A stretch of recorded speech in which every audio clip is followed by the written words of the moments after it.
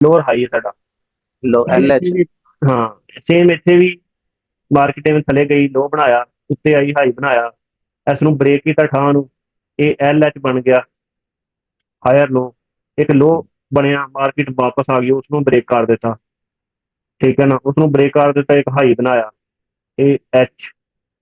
Market ਥੱਲੇ ਗਈ, ਫਿਰ ਇੱਕ ਐਲ ਬਣਾਇਆ, ਮਾਰਕੀਟ ਉੱਤੇ ਗਈ, ਫਿਰ ਇੱਕ ਹਾਈ ਬਣਾਇਆ,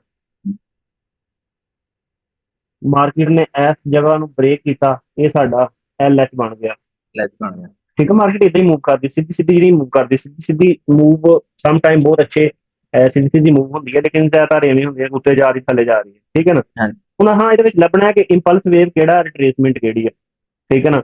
ਜਿਵੇਂ ਕਿ ਮੈਂ ਦੱਸਿਆ ਸੀ ਕਿ ਇੰਪਲਸ ਵੇਵ ਵੱਡੀ ਹੁੰਦੀ ਹੈ, ਰਿਟਰੇਸਮੈਂਟ ਛੋਟੀ ਹੁੰਦੀ ਹੈ, ਛੋਟੇ ਹੁੰਦੇ। ਠੀਕ ਹੈ ਨਾ। ਸਭ ਤੋਂ ਪਹਿਲਾਂ ਇੰਪਲਸ ਵੇਵ ਆਉਂਦੀ ਹੈ, ਉਸ ਤੋਂ ਬਾਅਦ ਰਿਟਰੇਸਮੈਂਟ ਆਉਂਦੀ ਹੈ। ਜਿਵੇਂ ਕਿ ਇਹਦੇ ਵਿੱਚ ਇਹ ਇੰਪਲਸ ਵੇਵ ਹੈ, ਇਹ ਵੱਡੀ ਹੈ ਇੱਥੋਂ ਤੱਕ, ਇਸ ਤੱਕ, ਜੀ। ਇਹ ਰਿਟਰੇਸਮੈਂਟ ਹੈ, ਇਹ ਛੋਟੀ ਹੈ, ਇਹ ਛੋਟੀ ਫਿਰ ਇੰਪਲਸ ਵੇਵ ਹੈ, ਇਹ ਵੱਡੀ ਹੈ। ਹੁਣ ਇੱਥੋਂ ਇਸ ਨੂੰ ਰਿਟਰੇਸਮੈਂਟ ਆਉਣਾ ਚਾਹੀਦਾ ਸੀ, ਲੇਕਿਨ ਇੱਥੇ ਫਿਰ ਇਹਨੇ ਇੰਪਲਸ ਵੇਵ ਲਾ ਦਿੱਤੀ ਹੈ। ਹੈ, ਪਿੱਛੋਂ ਮਾਰਕੀਟ ਓਵਰਆਲ ਡਾਊਨ ਆ ਰਹੀ ਹੈ। ਤੇ ਹਾਂਜੀ। ਅਸੀਂ ਕੀ ਕਰਾਂਗੇ, ਵੇਟ ਕਰ ਲਾਂਗੇ ਯਾਰ, ਹੋ ਸਕਦਾ ਕਿ ਦੁਬਾਰਾ ਇਹ ਇਸ ਲੈਵਲ ਤੱਕ ਆਏ, ਦੁਬਾਰਾ ਇਸ ਲੈਵਲ ਤੇ ਹੈ ਕਿ ਸਾਡਾ ਐਸਲ ਛੋਟਾ ਹੋ ਜਾਏਗਾ, ਫਿਰ ਅਸੀਂ ਪੂਰੀ ਮੂਵ ਫੜ ਸਕਦੇ ਹਾਂ, ਫਿਰ ਅਸੀਂ ਵੇਟ ਵੀ ਕਰ ਸਕਦੇ ਹਾਂ ਇਸ ਨੂੰ ਵੀ ਬ੍ਰੇਕ ਕਰਨ ਦਾ, ਕਿਉਂਕਿ ਮਾਰਕੀਟ ਪਿੱਛੋਂ ਪ੍ਰੈਸ਼ਰ ਚ ਆ ਰਹੀ ਹੈ ਠਾਹ ਨੂੰ, ਠੀਕ ਹੈ। ਜੀ। ਦੂਸਰੇ ਹੱਥ ਇਵੇਂ ਫਰਕ ਕਰ ਮਾਰਕੀਟ ਉੱਤੇ ਜਾ ਰਹੀ ਹੈ ਇਸ ਤਰ੍ਹਾਂ। ਹੁਣ ਸਾਨੂੰ ਅਗਰ ਇੱਥੇ ਵਾਜੇ ਕੈਂਡਲ ਮਿਲ ਜੇ, ਓਵਰਆਲ ਅਪ ਟ੍ਰੈਂਡ ਹੈ, ਮਾਰਕੀਟ ਬੁਲਿਸ਼ ਹੈ ਫੁੱਲ, ਵੱਡੇ ਟਾਈਮ ਤੇ ਸਾਰੇ ਬੁਲਿਸ਼ ਚੱਲ ਰਹੇ ਨੇ, ਮਾਰਕੀਟ ਓਵਰਆਲ ਬੁਲਿਸ਼ ਹੈ, ਇੱਥੋਂ ਹੁਣ ਮਿਲ ਜੇ ਸਾਨੂੰ ਵਾਜੇ ਕੈਂਡਲ, ਠੀਕ ਹੈ, ਔਰ ਅਸੀਂ ਅਗਰ ਲਾਈਏ ਤਾਂ ਹੋ ਸਕਦਾ ਉਹ ਇੱਥੋਂ ਹੀ ਆਣ ਕੇ ਫਿਰ ਵਾਪਸ ਚਲੀ ਜਾਏ, ਇਦਾਂ ਡਰ ਰਹਿੰਦਾ ਕਿ ਯਾਰ ਮਾਰਕੀਟ ਬੁਲਿਸ਼ ਹੈ। ਇਸ ਨੂੰ ਵੈਸੇ ਫੜਨਾ ਹੀ ਗਲਤ ਹੈ, ਬੁਲਿਸ਼ ਹਾਂਜੀ। ਮਾਰਕੀਟ ਵਿੱਚ ਸੈਲ ਦੀ ਐਂਟਰੀ ਲੈਣਾ ਹੀ ਬੇਵਕੂਫੀ ਹੈ। ਇਹ ਤਾਂ ਸਾਡਾ ਸਮਝ ਇੱਕ ਆਪਣਾ ਇੱਕ ਸਟਰੋਂਗ ਮਾਈਂਡ ਹੈ ਕਿ ਯਾਰ ਸਾਡੇ ਸੈਟਅਪ ਨੇ ਥੋੜਾ ਬਹੁਤ ਸਾਨੂੰ ਦੇਣਗੇ, ਲੇਕਿਨ ਗਲਤ ਹੈ। ਬੁਲਿਸ਼ ਵਿੱਚ ਸਿਰਫ ਹਾਂ ਇਹਨਾਂ ਜਗ੍ਹਾ ਤੇ ਆ ਕੇ ਯਾਰ ਮਾਰਕੀਟ ਅਪ ਜਾ ਰਹੀ ਹੈ, ਟੋਟਲ ਅਪ ਜਾ ਰਹੀ ਹੈ, ਇੰਨਾ ਹੀ ਕਾਫੀ ਹੈ। 2-3 ਦਿਨ ਦੀ ਮੂਵ ਲਗਾਤਾਰ ਇੰਪਲਸ ਮੂਵ ਬਣਾ ਰਹੀ ਹੈ, ਰਿਟਰੇਸਮੈਂਟ ਆਏਗੀ, ਕਦੋਂ ਆਏਗੀ ਕੋਈ ਪਤਾ ਨਹੀਂ, ਕਿਉਂਕਿ ਇਹ ਸਾਡੇ ਕੋਲ ਵਾਅਦੇ ਕੈਂਡਲ ਹੀ ਕੋਈ ਨਹੀਂ ਆ ਰਹੀਆਂ। ਅਗਰ ਵਾਅਦੇ ਕੈਂਡਲ ਆਉਂਦੀ ਤੁਹਾਨੂੰ ਪਤਾ ਚੱਲ ਜਾਣਾ ਕਿ ਯਾਰ ਵਾਅਦੇ ਕੈਂਡਲ ਆਈ ਹੈ, ਮਾਰਕੀਟ ਹੁਣ ਉਹਨਾਂ ਰਿਟਰੇਸ ਕਰੇਗੀ ਬਾਕੀਆਂ ਜਿੰਨਾ ਵੀ ਆ ਸਕਦੀ ਹੈ। ਹੁਣ ਵਾਅਦੇ ਕੈਂਡਲ ਕੋਈ ਉਹ ਅੰਨੇ ਇੱਕ ਆ ਘੰਟੇ ਚ ਕੇ, ਆ ਜਾਵੇ, 4 ਘੰਟੇ ਚ ਆ ਜਾਵੇ, ਡੇ ਵਾਲੇ ਚ ਆ ਜਾਵੇ, ਕਿਸੇ ਚ ਵੀ ਆ ਜਾਵੇ, 50 ਮਿੰਟਾਂ ਚ ਆ ਜਾਵੇ। ਹਰ ਟਾਈਮ ਫਰੇਮ ਦੇ ਨਾ ਹਰ ਟਾਈਮ ਫਰੇਮ ਦਾ ਆਪਣਾ ਸਟਰਕਚਰ ਹੁੰਦਾ ਹੈ ਔਰ ਆਪਣੀ ਉਸਦੀ ਮੂਵ ਹੈ, ਠੀਕ ਹੈ ਨਾ। ਅਸੀਂ ਇਹ ਨਹੀਂ ਕਹਿ ਸਕਦੇ ਹੁਣ ਇਹ ਮਾਰਕੀਟ ਇੱਥੇ ਜਾ ਰਹੀ ਹੈ, ਹੋ ਸਕਦਾ ਕਿ H4 ਵਿੱਚ H4 ਵਿੱਚ ਵੀ ਕੋਈ ਇੰਪਲਸ ਮੂਵ ਨਹੀਂ ਹੈ, ਠੀਕ ਹੈ।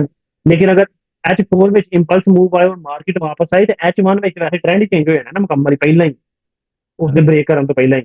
ਕਿਉਂਕਿ ਫਰਜ਼ ਕਰੋ H1 ਦੀ ਇੱਕ ਕੈਂਡਲ ਜਿਹੜੀ ਹੈ ਨਾ, ਇੱਕ ਕੈਂਡਲ ਦੀ ਹੋ ਸਕਦਾ 600 ਪਿਪ ਦੀ ਮੂਵ ਹੋਏ, ਤੇ 600 ਪਿਪ ਵਿੱਚ H1 ਵੈਸੇ ਆਪਣਾ ਟ੍ਰੈਂਡ ਚੇਂਜ ਕਰ ਰਿਹਾ। ਕਿੰਨੀਆਂ ਹੋ ਗਈਆਂ ਐਂਟਰੀਆਂ, ਇੱਕ ਤੇ ਇੱਕ ਆ, 3 ਐਂਟਰੀਆਂ ਹੋ ਗਈਆਂ M15 ਤੱਕ, 1 2 3 ਬਸ 3 ਐਂਟਰੀਆਂ ਹੋ ਗਈਆਂ M5 ਦੀਆਂ, 2 ਐਂਟਰੀ ਦੱਸੀਆਂ, 5 ਐਂਟਰੀਆਂ ਹੋ ਗਈਆਂ। M30 ਤੇ ਗਏ ਹੀ ਨਹੀਂ ਨਾ, ਠੀਕ ਹੈ, M30 ਨਹੀਂ M3, ਲੇਕਿਨ ਉਹ ਉਹਦੇ ਵਿੱਚ ਫਿਰ ਐਂਟਰੀ ਲੈਣਾ ਮੁਸ਼ਕਲ ਹੋ ਜਾਂਦਾ। 1 2 3 5 1 2 3 1 2 3। ਇਹ ਵਾਲੀਅਮ ਨੂੰ ਦੇਖ ਰਹੇ, ਜਿੱਥੇ ਜ਼ਿਆਦਾ ਵਾਲੀਅਮ ਆ ਰਿਹਾ ਉੱਥੋਂ ਐਂਟਰੀ ਲੈਣੀ। नहीं वॉल्यूम डिक्रीज हो रहा है, इंक्रीज हो रहा है उस जगह पे, इस जगह तो एंट्री है, इंस्टेंट एंट्री है H1 वाली इस जगह तक बाय दी, ये एस एल एफ गैप तो थले है इस जगह तक, ठीक है। इसे देखी ही 1 2 3 वाली 1 2 3 नहीं 1 2 3 1 2 3 स्ट्रेटजी है। मैं सोचा ना कि मैं हाँ एक इस जगह तो ही बाय, ठीक है, इसका एस एल इस जगह